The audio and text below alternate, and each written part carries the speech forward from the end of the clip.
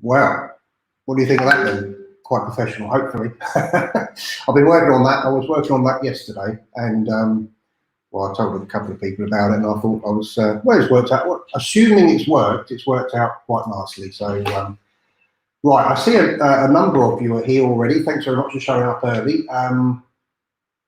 Someone's found me from East Sussex, one of my biggest critics. I should say that's my mum. And she said, from my last video, she said, stop saying stop saying So if I say you must correct me. Who else we've got? Gordon. I'll be bringing Gordon up in a minute, not literally bringing him up, but I'll be talking about him in a second. Reeds from Leeds are here. Hi, the Reeds from Leeds. They're regular followers. I see Carl's here as well. Morning, Mike. Mike's here. Who else is here? Anyone else? Willie Rushton. Look, Carl Rushton, obviously called Willie. Why wouldn't you be? Right. So today is kind of a little bit special because Gordon, who I just brought up just then, Gordon emailed me and he said there's a guy called Rick and he's he's just starting a new vlog. And what he's trying to do is get to 1,000 subscribers. Now, if you're on YouTube, what 1,000 subscribers brings you is the benefit that you can actually do live vlogging from your mobile phone. And that's what he's trying to do. And he's doing a vlog on Tenerife. And as a little surprise, not for him, because we've already spoken this morning, but for you guys, I'm bringing him on. So there he is. Oh, I need to get rid of that. Hi, Rick. Hi, Simon. How you doing? I'm all right. Can you hear me? Yeah, you're great. I'm just going to bin because there we are. Look. Right. So, guys, this is Rick. I know you're not here necessarily to speak about Rick, and we'll be doing our part 2 to buying a property in Tenerife. But we thought we'd bring Rick on. Where are you, Rick? At this moment in time, Simon, I'm actually fortunate enough to be in my back garden, which has a fantastic view over Gulf del Sur. So if anybody knows Tenerife, I'm about 5 minutes away from the airport.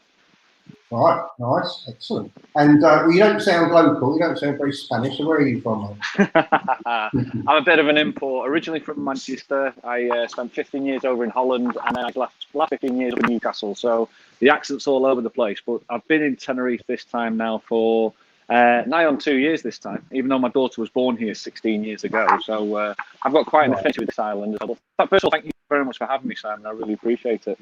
No problem. Well, hopefully some of these guys will subscribe to you and then get you to 1,000, and then that'll be your next step anyway, won't it? So what's your vlog all about then?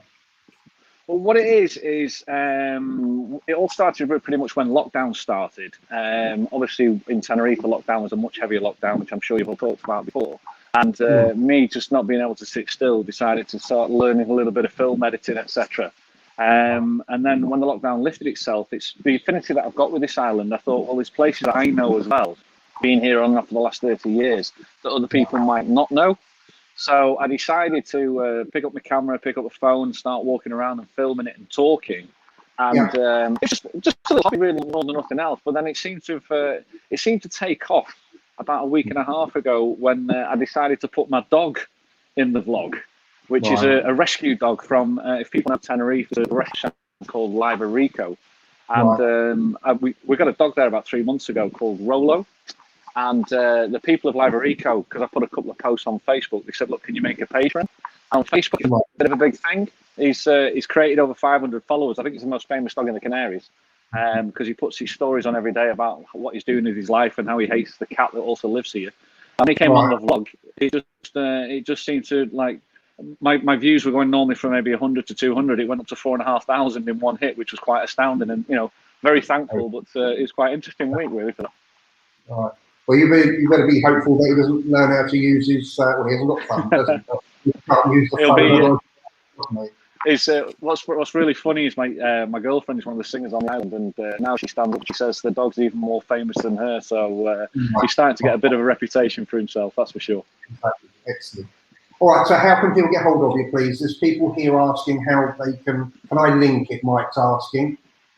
What we did was the first idea was we started off as a podcast, but we put it onto YouTube and we interviewed all the entertainers on the island. So that's where the back catalogue on YouTube comes from. You'll find us on that Tenerife vlogcast, VLOG. And I started off with a friend of mine who's one of the radio DJs and compares on the island, but due to business commitments, he disappeared and I carried it on. It then changed and evolved into the vlog, that Tenerife vlogcast, and it's just pretty much on YouTube. As I say, the rules of YouTube is you need to get to 1,000 subscribers to be able to expand a little bit more.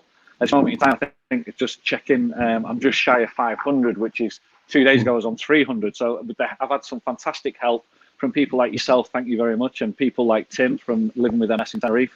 The Daniel, this afternoon, we're going to be going live at 2 o'clock on that Tenerife vlogcast from here as well, because we're going to bring him up, and he's going to help us along as well. But it's not really about chasing numbers, it's really about showing what people, you can see in Tenerife. And for me, if you're back in the UK and you can't get out here, because there's a lot of people who are desperate to come over, I'm very, very honoured and very privileged to be able to live over here and say this is my home. And because I know about the places, it's to show humbly, really, where what you guys are missing. But if you want a bit of sunshine, this is what we can show you guys. And I think that's really comes down to more than anything else.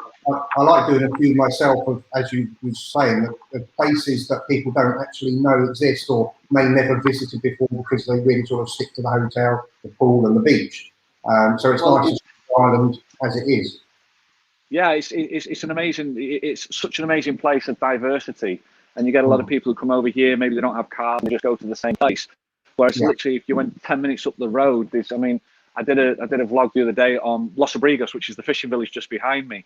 And it was amazing. They've done a new walkway in there. And, I think from that, the response from that, there's a lot of people go, I'm going to go there. And you can jump on a bus, 473 bus from Los Cristianos, not even €5. And you're into the heart of the Canary Islands, which is absolutely beautiful. Obviously, as you know, it's fully white as well. Yeah. Well, great. Nice to hear from you. Good luck with it. And we're going to get on with the task in hand. Send our love to Rolo. We're all into dogs here. Well, he's around somewhere. I'm going to take him out for his walk at the moment. But just once again, guys, thank you very, very much for taking the time and listening to me. And hopefully I'll see you on that Tenerife vlogcast. And thank you for having me, Simon. I really, really appreciate it. Best luck with it, mate. All the best. Enjoy the rest of your show. Have a great day. Cheers. Thank you. Bye. See you. Right. So there we are then. Do him a little favour and see what he's up to, and then go and meet Rolo. You've probably all, I don't know if you all have, maybe you haven't, I don't know, but some of you might have seen our 6. We've got 6 dogs in at home with 2 cats, which joined us in 2020.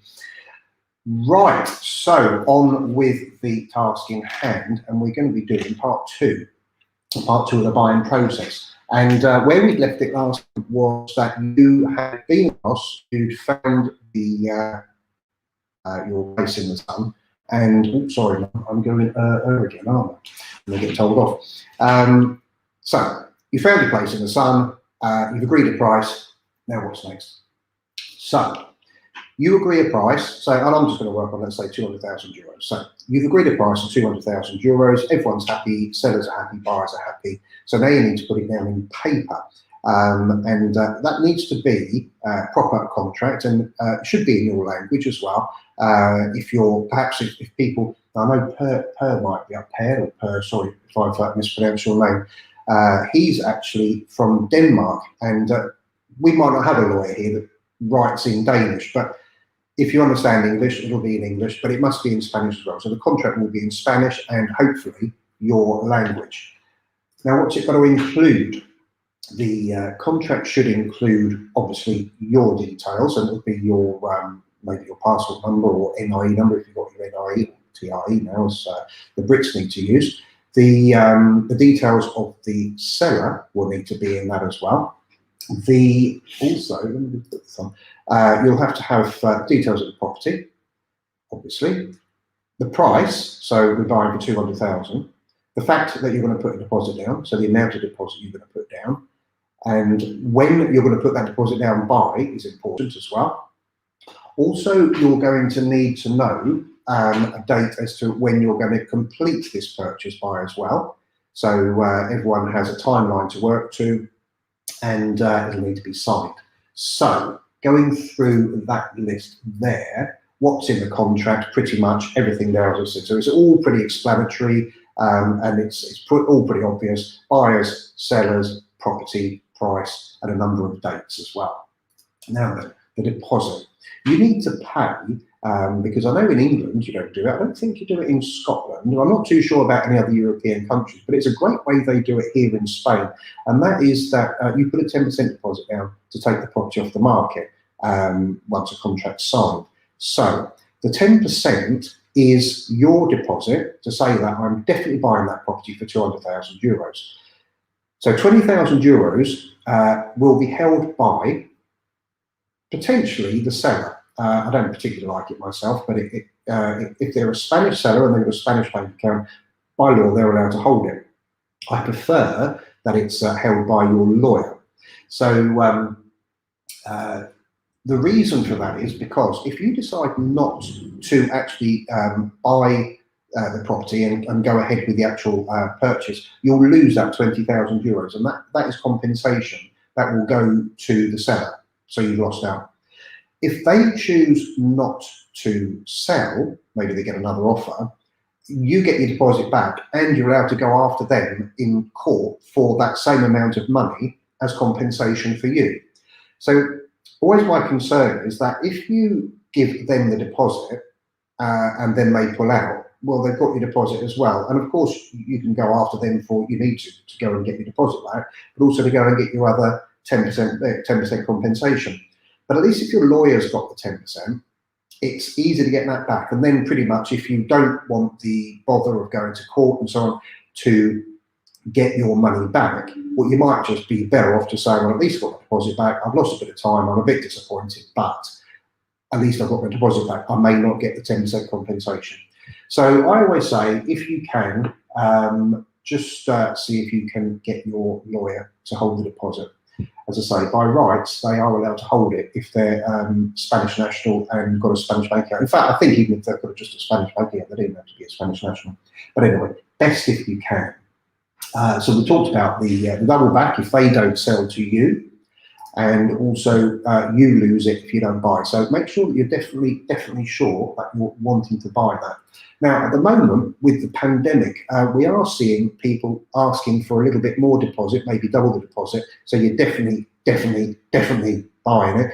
The whole point of that is, I mean, it's not essential.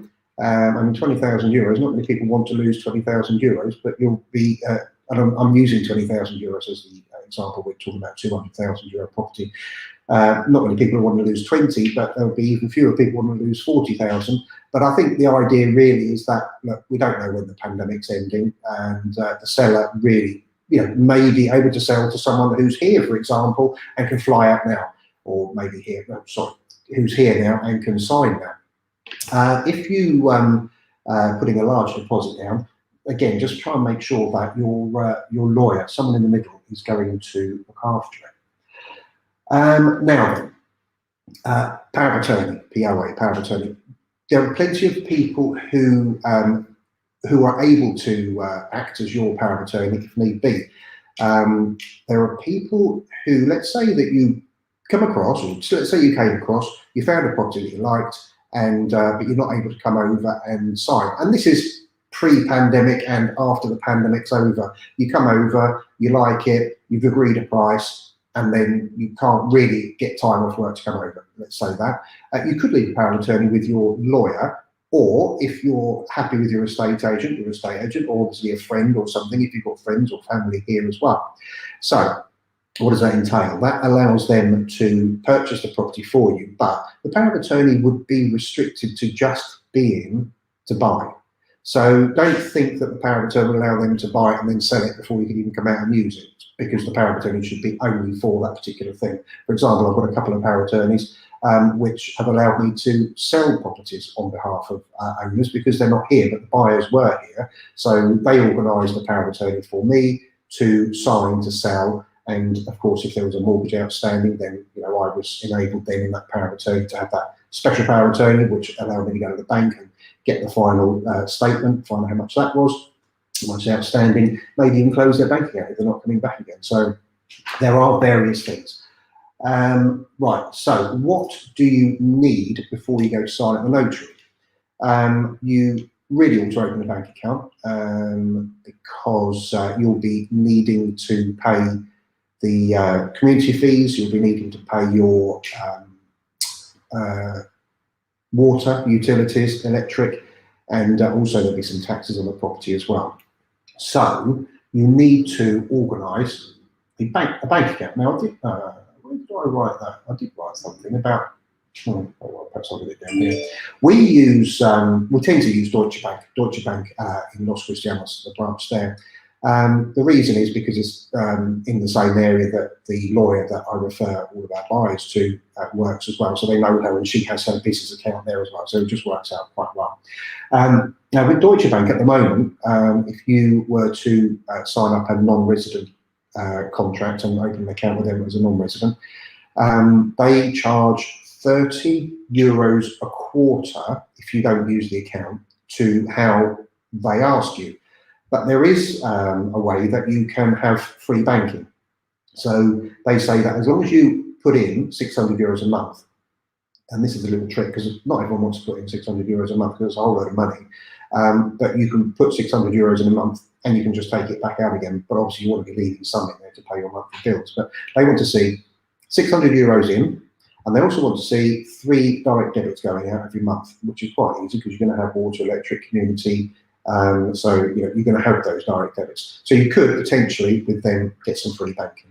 So they're worth looking into. If you buy a property through us, then we'll be holding your hands, going right the way through with the lawyer, with the bank, and getting your card sorted out. So that's the next thing. If you're in the EU, then you can get an NIE.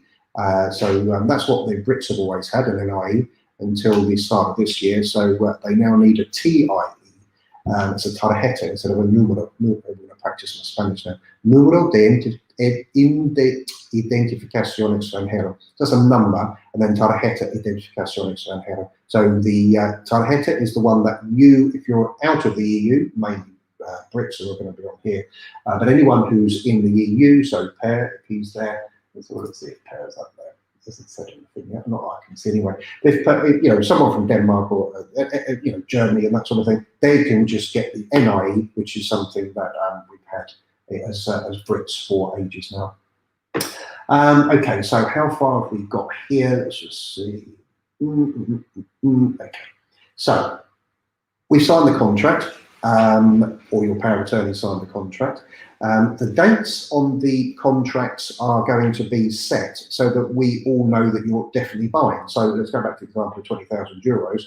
The date there is saying, well, we're going to pay the €20,000 within 5 days. Now, most people will say it's okay to have at least sent the €20,000, the 10% deposit, by this date, with a proof of, a receipt of having sent the money, not necessarily having to have it received. Most people are quite flexible. And the other date on there is the date that you will definitely complete by. So, for example, we did a contract earlier this week where the date was we normally say on or before. So it then opens up, the flexibility. So we said to be signed on or before the 31st of March. And if the sellers can't come, if the sellers can't come out, then they can get a power of attorney sorted out, and then we can then sell it for them on their behalf. But they'd like to come out, actually, that couple. Spend their last holiday in their apartment they've had for 20 years, I think they've owned that one. Okay, and then one of the other things is here, how are you going to get your money over? So we'll talk about the €200,000 example again. You will need to get over 200,000 plus, of course, your 10%, not the deposit, because that's within the 200,000. You also need to pay 10% extra. If you remember from last week, we talked about the costs, so 10% extra. So you'll need to, in this example, get €220,000 from your country to here. Now, if you're a Brit, you're going to have your money in sterling. If you're in Europe, the chances are you already got it anyway, so you could do a bank transfer for that.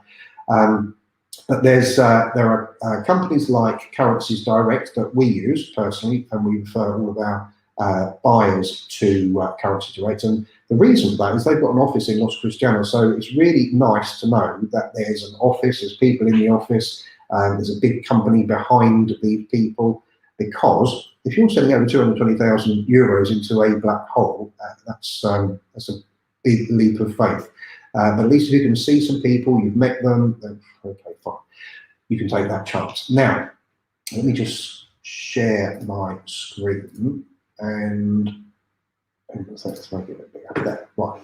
So if you go to my website and go to buyer info and then drop down here to what's the cheapest way to send money over. This is a page that I wrote about sending the money over, sending your funds over, and this is a video. This is a video that I did with the manager in the office of Los Cristianos, and she explains everything about what they do, and so it's just a face-to-face sort of thing, similar to the one I did the other day. I might have shown you last time on the video with the mortgages. So they will take your money and they will convert it into euros, and then they'll send that off to Currency Direct, and then Currency Direct will send it to where you want it sent to. So probably to your lawyer's account. That'll be the plan anyway. Okay, and then what else is there? That's really it. Once you sign the contract and the money's ready, the next step will be going to the lawyer, going to the notary. So that's going to be the next step in our process, which is the one I'll be doing next week. So don't forget there's notes as well here. Where did I put that? There it is there. Put that back up there. So you can go to my email address. Let's just take that off there. Sorry. Right. There's my email address. So use that email address. There's my phone number there if you need to phone me as well. And then email me and just put in the word checklist. Just put checklist in the subject line, something like that. Doesn't matter. And then I'll just add you to that. And then when I've done the checklist and worked it all out, then I'll just be emailing it out to everyone. So we've had a few people there already asking for that. Is there anything else on my list that I should have gone through? We talked about dates, we talked about contract, the price, nothing much. So let's just say hello to a few people.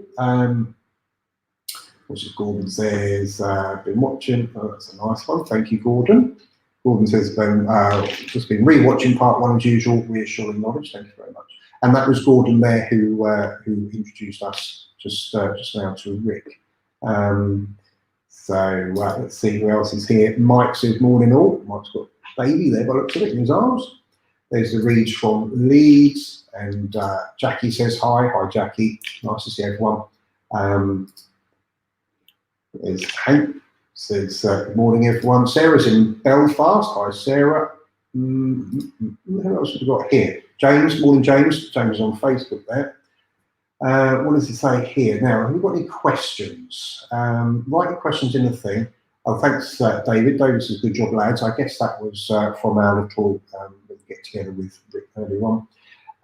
What a great view behind you, Rick. Very nice. People with good, I should do this. People with good diction make the films more enjoyable. Well done, Simon, Rick. Here, I think to say, hasn't Rick got a radio voice? That's definitely a voice for a radio. I've got a face for a radio, I know, but right. Mum's telling me I'm echoing. Sorry, Mum, and sorry, everyone. Sorry about that. How hard is it to fight for the money back? Right, you have to go, if you want compensation, Gordon, you have to go to court. They're not obliged to put any money in holding just in case that they decide not to stay. So that's the thing that you really do need to think about. Do you actually want to fight for it back? Because if it goes to court, it could take years to get back. So that's why it's really quite important that if you can, that you should have the money with your lawyer really in the middle.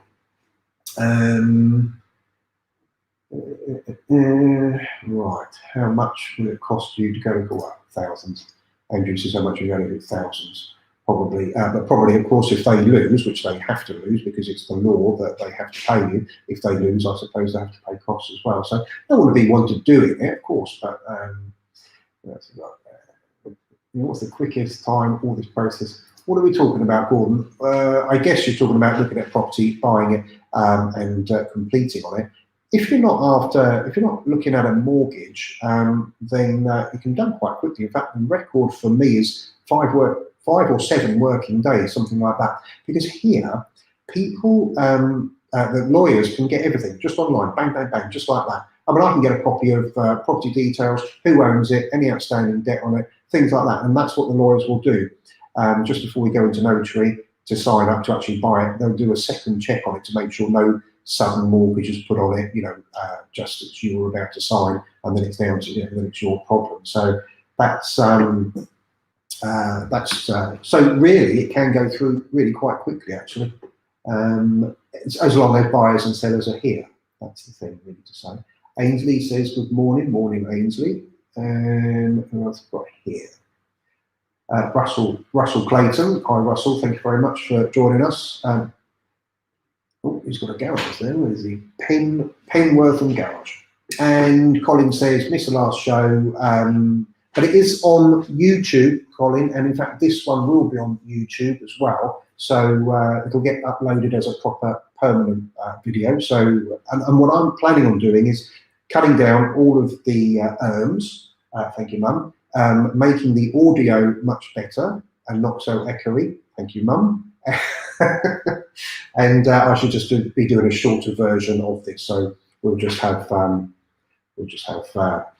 Ruby says hello. No, sorry, Helen says hello there. Hi, Helen.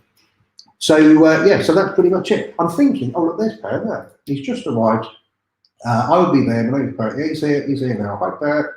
Only a person. Right, let me have a look here. Junction, public spaces, roads, paths, and beach, the mountains. That was for bandage.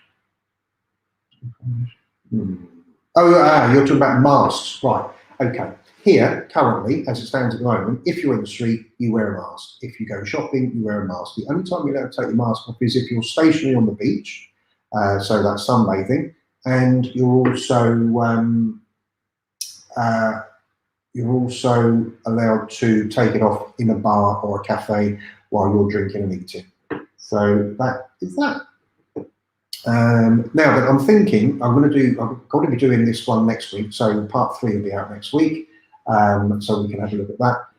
We'll be doing what actually happens inside the notary and what happens after the notary has been signed off and everything. So we'll be doing that next week. And what else we'll be doing? Going to get another special guest on next week. The following week, part 4, I'm going to be doing more of a Brexit one. So people might be interested in that with regard to how Brexit's affecting the purchases. And also, what I'd like to do is now, if you like, but I mean, certainly on part 3, I'll be asking for questions for part 4. And I might bring a couple of you on as well if you're interested. So I'll let you know how to do that, just like I did with Rick just now. So you can come on and ask your own question if you fancy doing that. And I'm going to see how this show progresses on the Saturday morning. And I'm only going to be doing it sort of 25 minutes, half an hour, because otherwise people can be totally bored, even if they're not already. I was thinking maybe just doing it anyway, and just sort of bringing people up to date with a bit of news. Obviously intermingled with my normal videos, property videos that I do to try and sell the properties, and any other lives that I do outside while I'm just walking in the streets. So that's I think that's everyone answered there. If you've got any questions, just email me, phone me, text me. I'm on WhatsApp. I'm on what we call the Facebook Messenger system anyway. Do that as well. Let us know your thoughts if you think that I should do a Saturday morning half-hour show or something, just to sort of bring people up to date with the news and the weather. And the weather is, it was 22 when I drove in this morning, 22, really nice, bright and sunny. Any other questions? No other questions. So that is, we're going to call it a wrap. Thank you very much, guys. See you next week.